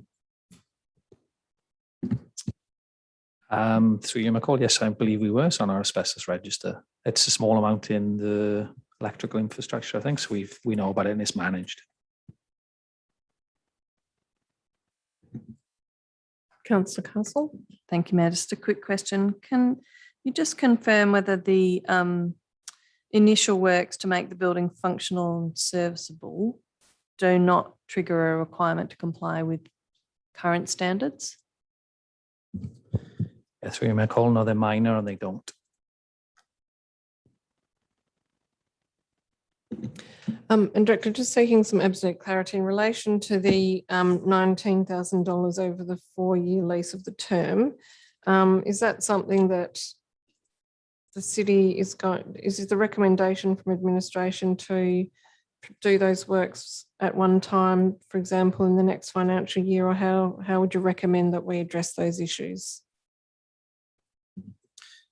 Yeah, McCall, we have unallocated general budgets, if that makes sense, where we do these minor repairs and improvements. So the report talks about we can use that existing budget to do those works. We feel it's the beginning of a new lease. I believe the lease is now signed, if I'm correct. So if it is signed, we would, or nearly.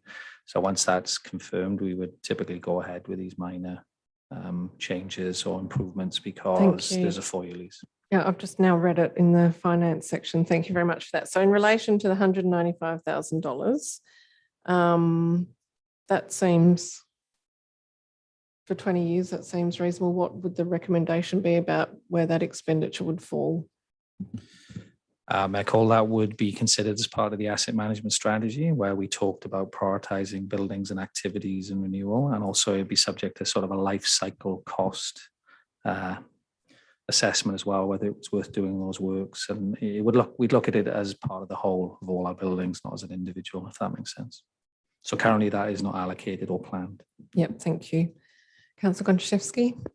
Recognising that it's not allocated or planned, but if the dot points that are there under the $195,000 bucket, I presume that there would be some that would need to be grouped together based on, or if there was going to have to be a grouping, one would assume that, say, removal of existing toilets and the new disabled compliant toilets would be work that you had to do together. And just whether there's any within that, if in the briefing notes I could get an understanding of any groupings of those tasks that would need to be done, so that one could get an understanding of perhaps a little bit more detail in the scheduling of potential works, even though I note that it's going to form part of that broader review. Yes, Mayor Cole, I can check that. I mean, I think the feeling I got from the team is it would be done all at once, because doing those works are quite disruptive and one thing leads to another, as they always do. So that's my understanding, but I'll check and put some more information in the briefing notes. Any further questions on Halverston Hall? Okay. Thanks, Graham. You're very welcome to stay if you're enjoying it.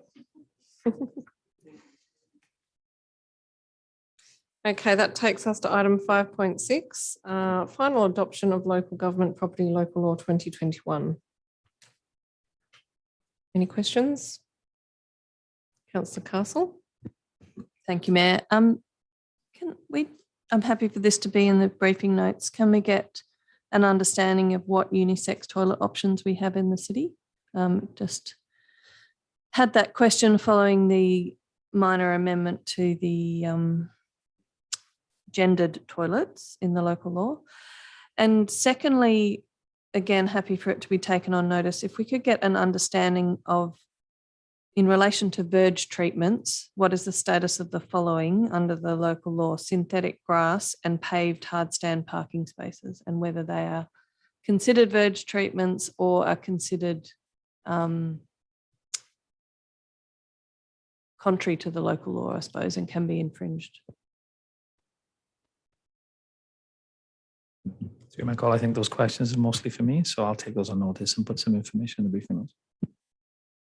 Through Mayor Cole, just to clarify, Councillor Castle, you're asking just about specifically City of Vincent owned and managed public toilets? Yes.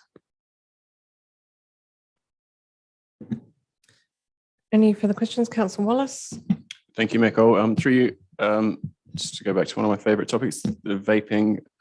What was the basis for the inclusion of vaping and e-cigarette use within the definition of smoking? Are we kind of concerned about personal health risks or amenity impacts, smoking in public areas, secondhand smoke, all of the above? Yes, sure, Mayor Cole, all of the above. But we can provide some more information in the briefing notes based on what's in the public health plan and the overall objective. Yep. That'd be great. Thank you. Councillors. Councillor Arpaio. Sorry, just a quick question. In relation to the changes that are proposed to the legislation, I just wanted to confirm whether administration has sought any legal advice so that the changes, there's no risk in terms of the changes being made. That's all, thanks.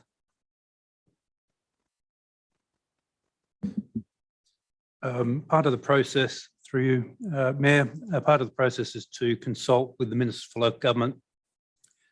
They raised a number of issues in respect to particularly the smoke-free areas. It's new ground, as I understand, in respect to the local law, and there's always a risk that that might be not supported by the Legislative Council Standing Committee on Delegated Legislation. So it is new ground and there is a risk involved. So my question is more about the actual drafting of the changes. Like, has a lawyer affected the change? Or do we seek advice from a lawyer in relation to the intent of the changes we're trying to make.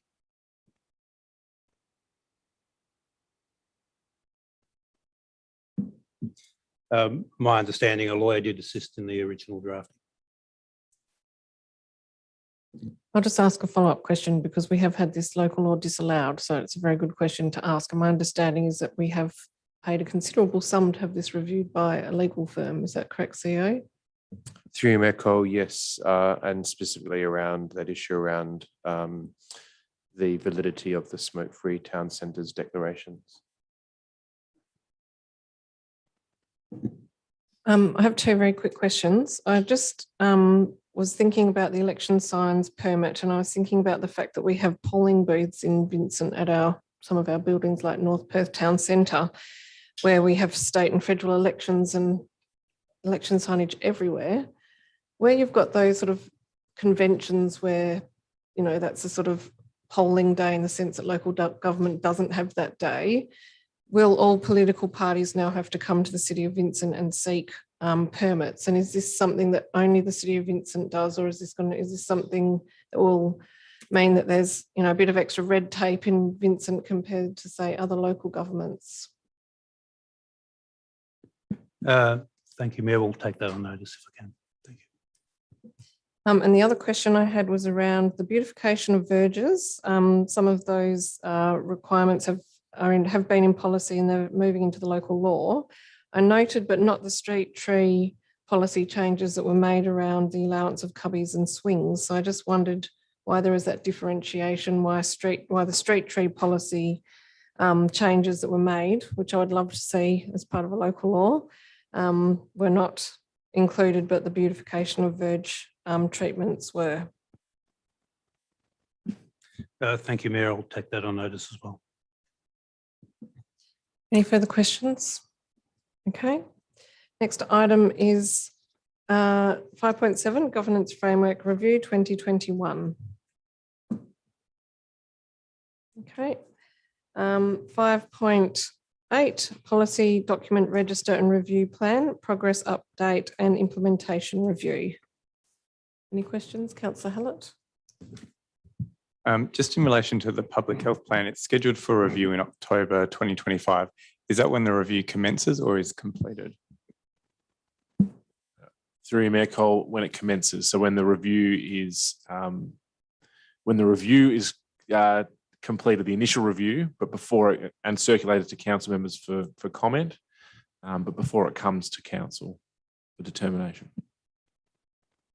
And just in relation to the increase in policies that have been reviewed in the last year compared to previous years, have additional resources been put into that, or is that pretty much just the outcome of having a plan to do so?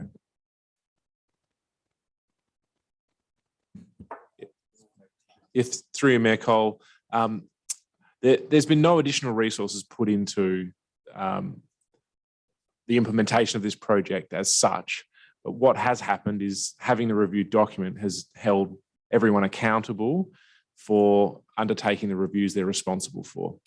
So hopefully that is clear, but yeah, no additional resources as such. Councillors, I just had one question. Perhaps it was buried in there in the long list, but I couldn't spot education and care services policy for review. And I wondered whether that is becoming more important given the extent of childcare applications that we are seeing in the City of Vincent. Yes, through you, Mayor Cole, my understanding is that review is currently being finalised and will be circulated in the policy paper, the next one that comes out in the next few weeks. Fantastic, thank you. Any further questions on this one? Councillor Wallace. Thank you, Mayor Cole.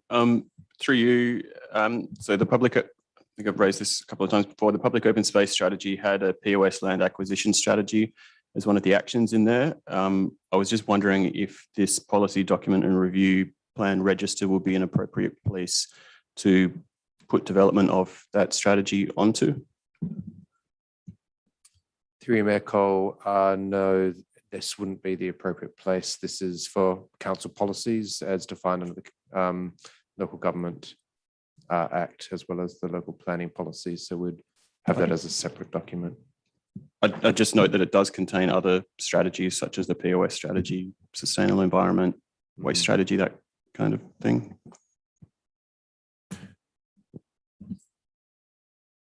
Yes, through you, Mayor Cole, if I could just add that we're very aware of what's outstanding in some of those older strategies. There'll be a report coming up to council on the POS strategy implementation, just like there has been on accessible cities. And the proposal is for the schedule for those reviews and the development of those documents, the development of those new documents is to be included in the CBP, as opposed to the policy review register, which we're trying to focus that on our existing documents and when they're scheduled for review, rather than the new ones we're developing. Thank you. I know we're segueing here, but when is the public open space strategy review due? Through you, Mayor Cole, it's currently being worked on. It's close to finalisation. I can't tell you the exact date, but this year? Oh, this month. There you go. Workshop this month. Great. Thank you. Thank you, Tara. Any further questions? Okay. We do have a very late item. I'm not sure if everyone's had a chance to see it, but we have a 5.9 that has sprung up. Climate Emergency Australia Joint Statement, Australian Council's call for energy efficient and climate resilient homes via the National Construction Code. I'm not sure the councils have had an opportunity to read this. I was just having a quick look at it, but CEO, if you'd like to provide a bit of background, that would be helpful. Through you, Mayor Cole, yes, and with apologies for the short notice on this. It was just a very recent request through an organisation which we participate in, and Councillor Hallett is a member of, Climate Emergency Australia. They've essentially asked for the City of Vincent to join in a all of Australian local councils advocacy piece, and it is in complete alignment with what the City of Vincent has already endorsed in our sustainable environment strategy in terms of advocating for improvements in terms of the minimum standards on energy efficiency in the National Construction Code. So it's already consistent with what council's current policy position is, and we would support council adding the City of Vincent signature to this document. CEO, can I just ask a question? Because this is very specifically asking for 7 stars and others rating. Would that align with our existing policy position? Through Mayor Cole, yes, but we're required to implement the building code as adopted. So as it's state building ministers get together under a national framework and incrementally improve the standards for the entire country. So it's something we would be keen to see, and it's much more efficient for implementation if this is done at the building code level rather than through us trying to implement this through either local or state planning policy. Yep, that's fantastic. I just wondered whether 7-star NATHERS rating would be something that we could get a view on in terms of that being implemented effective immediately, and what implications that might have. This is some additional information in the report. Yes, through you, Mayor Cole, a general comment and response is that as soon as a change to a whole of national standard takes place, then the entire industry has to essentially scale up to move its standards, and the fabrication and the products all suddenly hit a better price point for builders, and this would be much more efficient and effective to do at that national scale rather than individual local governments or even state governments trying to encourage or incentivize or promote those standards in the absence of having the national building industry all geared up for that higher level of minimum standard. Thank you. Any questions? Councillor Ipolo? Do we know how many other local governments have already signed up to this, and does the administration feel the need to get any community engagement on whether we should do this?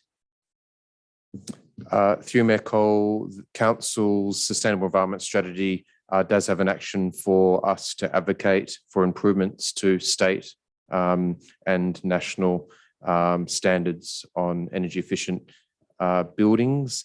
So that sustainable environment strategy was subject to community engagement and consultation, and we would see this being consistent with council's already adopted policy.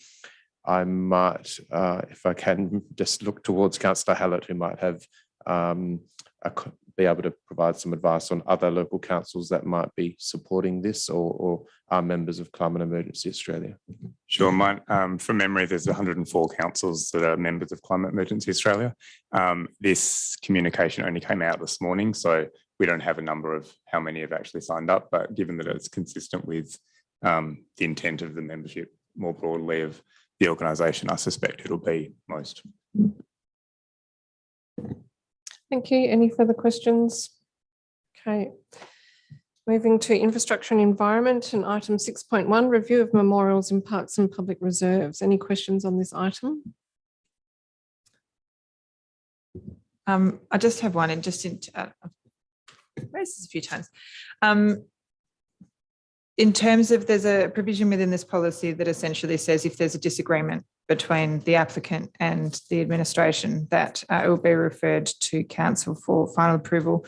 I guess my question is, if there was more clarity on policy within the policy, would that provide assistance to administration in terms of decision making under the policy? And the second thing is whether there's an awareness or an understanding of whether this model where council essentially acts as a I'm not sure. Dispute resolution. Thank you. There we go.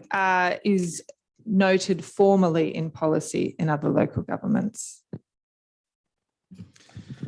So yeah, Mayor Cole. So the first thing to say is the policy currently says that everything has to come to council, and obviously longer standing council members will realise that some are relatively straightforward, but we've always had to come to council to get them approved. So the change is about administration being able to make the decision, provided and that there are some criteria to do that. And only if there's a disagreement would it then come to council. So yeah, I think to answer the first question, guidance from council is always good. It would help us make a decision. I'm not sure that we anticipate there will be major problems because this day there hasn't been, but guidance is always welcomed. Second question about the awareness and other councils, I'd need to take that one on notice, if that's okay. I have a question. I'm just going back to the reason for deferral, which was to seek advice on whether there were any health or other issues with the odd scattering of ashes in city parks and reserves, but there's no information in the report on that. Yeah, Michael, I'll check that. So since the item was deferred, it came to council workshop. I think there was information in that workshop note. I'll check that and we'll bolster up the report with that additional information. Thank you. I don't recall that, but happy to have that included in the report. And can I also just flag, subject to seeing or rereading that information, can I just flag a potential amendment for preparation to retain the current policy provisions that allow for an application to the CEO for approval for the scattering of ashes at a time and manner of which is of minimal attention or disruption to the community. So just for new council members, that was the provision. It's proposed for that to be removed and to ban the scattering of ashes. And I guess I should ask one final question. Are there any issues at the moment? Like, are we actually seeing any problems in relation to scattering of ashes in the city of Vincent? So Michael, the team cannot recollect. So the current requirement is to seek permission from the CEO, if I'm correct. The team can't recollect a time where we've ever been approached and asked for permission for ashes to be scattered. So in that sense, there is no problem, but there doesn't appear to be a demand either. So. Okay. I'll just put that on the table for debate for next Tuesday. Any further questions on this policy? Okay. Item 6.2, asset management and sustainability strategy outcomes of advertising. Questions? Councillor Gontaszewski. Thank you. Just two questions. One in relation to the sport and recreation facilities plan. Can we get some additional detailed information on this around objectives and timelines for the undertaking this important project? And then the second one relates to the short-term actions to develop an asset prioritisation for building transport and recreation and parks, and to review, classify and allocate levels of service to all city buildings. Just get some additional information on the timelines for these two bodies of work.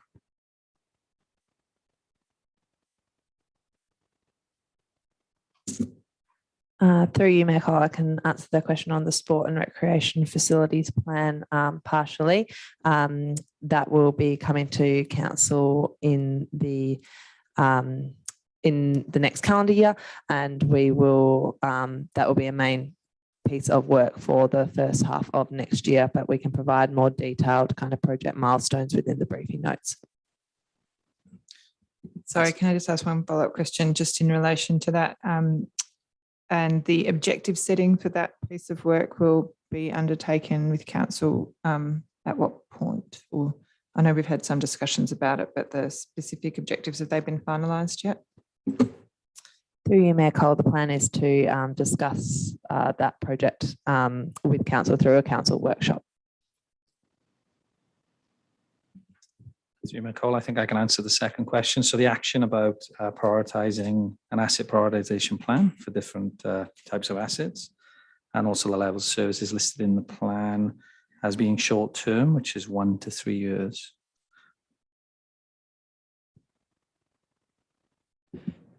So is the intention to commence either of those pieces of work within this financial year?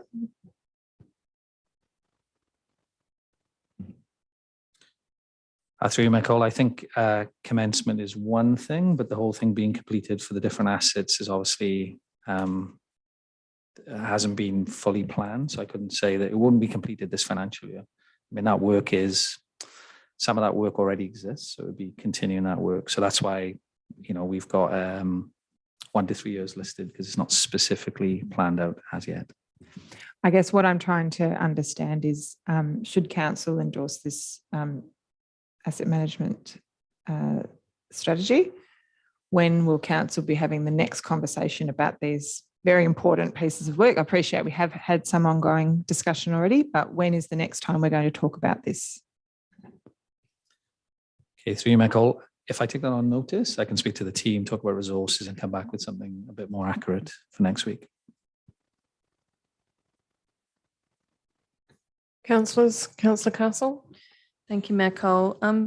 Just a question in relation to the trends that were observed from the survey. I was quite surprised to see the comment most responders to the survey indicated that they never use playgrounds. But then the numbers say 35 out of 93. So I'm just looking for clarification about what that means. Is that only 35 people use playgrounds out of 93? First. Mayor Cole, I believe that is the answer, that 35 people said they did and the rest didn't. Okay, so given, do we have any indication or any further information about the breakdown of the survey respondents? Given that we know our playgrounds are well used and we know the demographics of particularly certain areas of Vincent, I'm just trying to put some context around that comment as to, does that really tell us a different story, or is there another explanation? Through you, Mayor Cole, I suppose we don't have that breakdown of what those respondents responded to in other areas in order to gain more of that information. I agree, it's different, I suppose, to what we felt our sentiment was. But yeah, there's nothing more really that we can add to that, rather than just the stats of what people have said. The only thing we could take from that is looking at like our comment on Braithwaite Park receiving the highest vote with outstanding value. So we could, I suppose, from a data perspective, look at the elements of that playground and kind of see that that's what the community most values, those elements. But that's probably all we could collate with the survey response that we've received regarding the playgrounds. Okay. Do we know whether the respondents were mostly residents of Vincent or not? And Braithwaite Park is probably an example of a park that attracts users from a much wider area than just Vincent.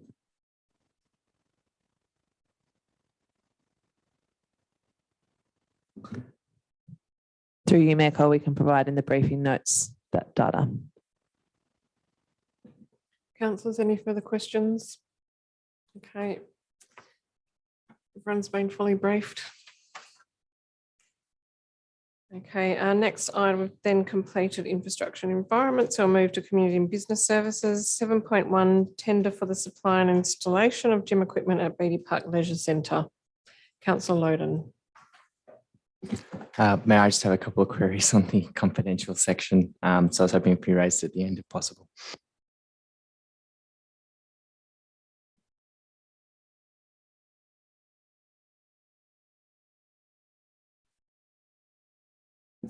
Our CEO is keen to deal with it now because we have staff members here. Okay. Usually do confidential towards the end, but if that accommodates people being able to go home, that's not a problem. Wendy, are you happy to just pause the live stream? And just if I can explain to anyone watching, we just need to have some questions in relation to a confidential attachment for item 7.1. So we do just have to pause the live stream and then we will recommence the briefing. So it shouldn't take